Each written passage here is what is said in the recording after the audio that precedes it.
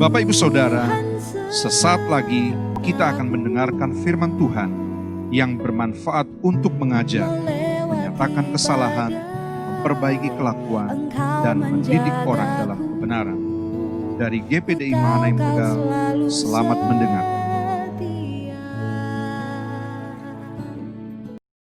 Puji nama Tuhan, haleluya. Salam sejahtera buat Bapak Ibu Saudaraku dimanapun berada. Ya, saya percaya dan harapan kami untuk Bapak Ibu terus dalam berkat dan penyertaan Tuhan. Kita akan menyatukan hati kita, membuka hati kita untuk saat teduh bersama di saat teduh GPDI Mahanaim. Kita berdoa. Terima kasih Tuhan Yesus, Engkau mengasihi kami semua. Dan hari ini keberadaan kami percaya semua karena anugerah Tuhan. Berkati Tuhan melalui firman-Mu, jemaat Tuhan boleh bertumbuh, dikuatkan, dihiburkan.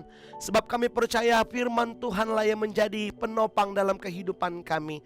Urapi hamba-Mu dan kami semua yang mendengarkannya. Di dalam nama Tuhan Yesus Kristus. Haleluya. Amin.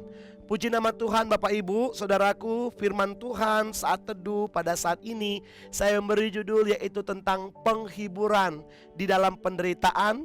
Dan khusus ini adalah bagian yang terakhir di mana kita mendapatkan penghiburan, kita mendapatkan kekuatan ketika kita memperhatikan hal-hal kebenaran firman Tuhan. Kalau Bapak Ibu ingat tentang Nabi Yeremia, dia dalam kondisi keadaan yang luar biasa di tengah bangsanya. Dia lihat sendiri, dia mengalami sendiri, bahkan dia begitu menderita. Tetapi ketika penderitaan yang dia alami itu yang membuat dia takut, membuat dia tergoncang, membuat dia lemah. Tetapi ketika dia memperhatikan tentang firman Allah, di situ dia mendapatkan kekuatan dan penghiburan. Saya akan baca di ayat yang ke-21 di Ratapan pasal 3. Ratapan pasal 3 ayat 21, demikian firman Tuhan. Tetapi hal-hal inilah yang kuperhatikan. Tetapi hal-hal inilah yang kuperhatikan. Sebab itu aku akan berharap.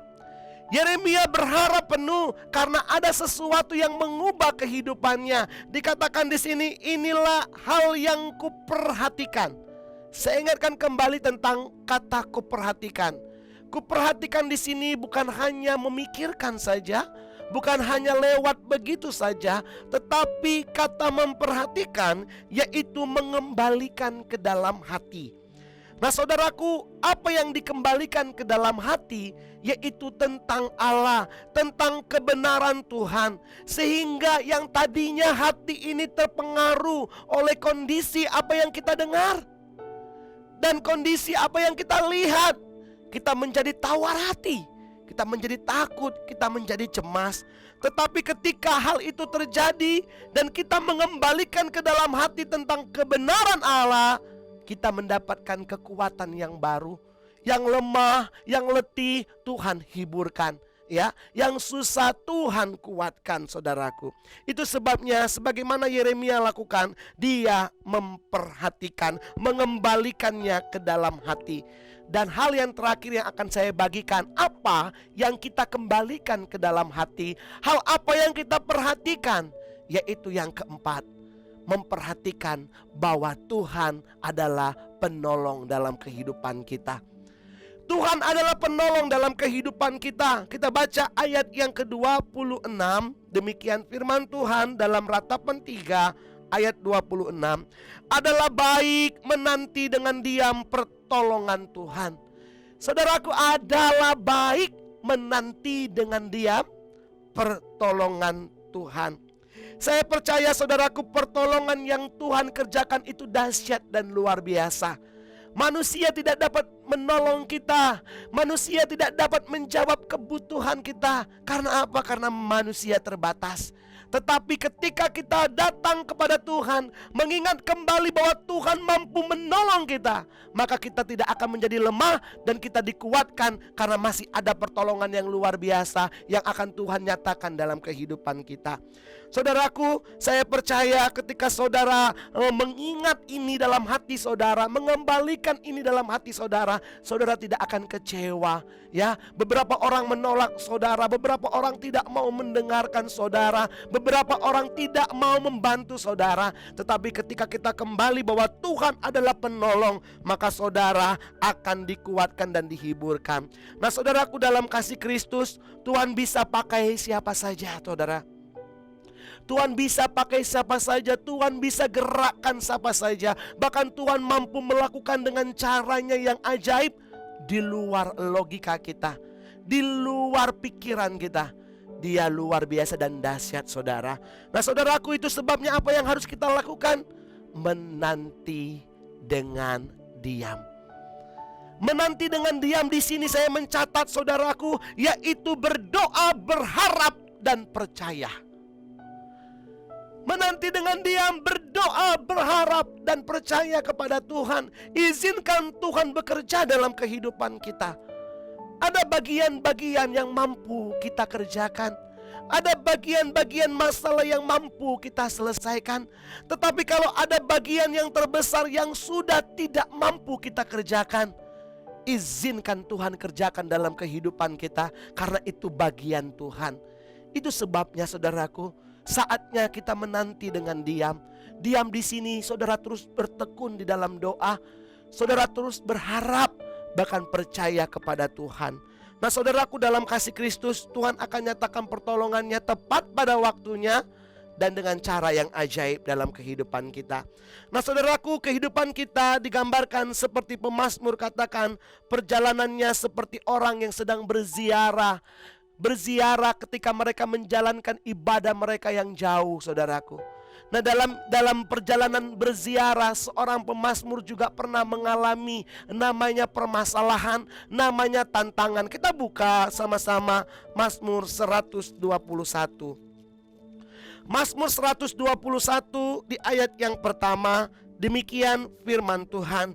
Nyanyian ziarah, aku melayangkan mataku ke gunung-gunung, dari manakah akan datang pertolonganku?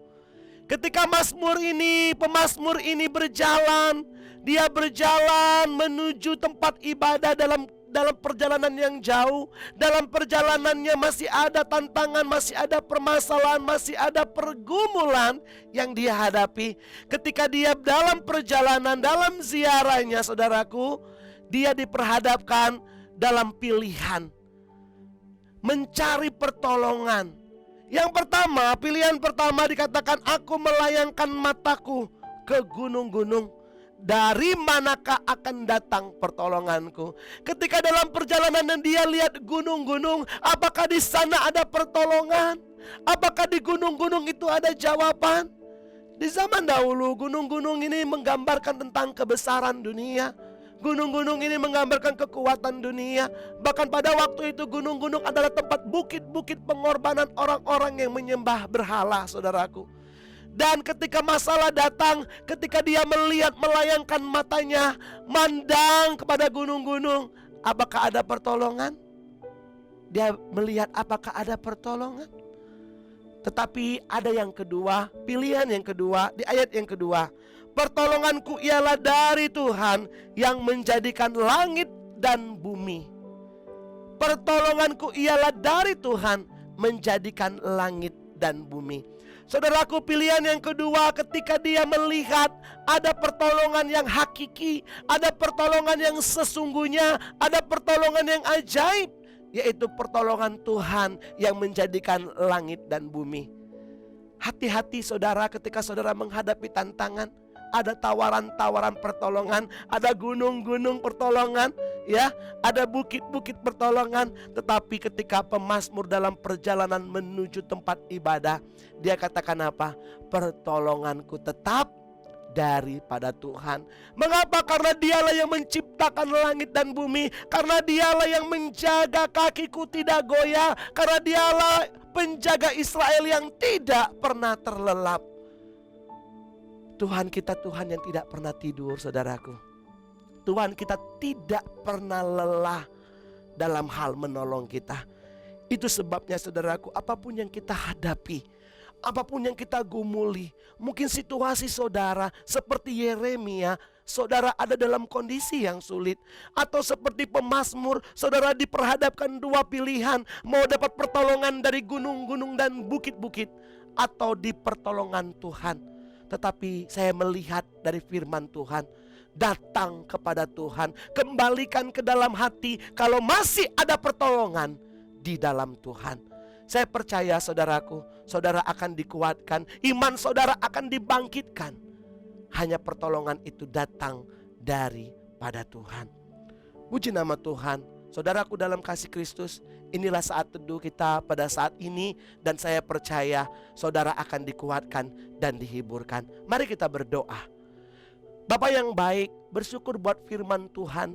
Di bagian yang keempat ini Tuhan, kami melihat bahwa kami memiliki pertolongan yang ajaib dan luar biasa, yaitu pertolongan Tuhan. Di saat kami tidak mampu lagi, di saat kami tidak sanggup lagi, di situ Tuhan akan nyatakan pertolongannya bagi kehidupan kami. Itu sebabnya Tuhan ajar kami untuk selalu berdoa, ajar kami untuk selalu berharap dan percaya kepada Tuhan. Dan kami percaya pertolongan Tuhan akan nyata tepat waktunya dengan cara yang ajaib dalam kehidupan kami. Berkati setiap telinga yang mendengarkan, berkati kami setiap melakukan firman-Mu, dan kami percaya berkat Tuhan menjadi bagian kami. Di dalam nama Tuhan Yesus Kristus. Haleluya. Amin.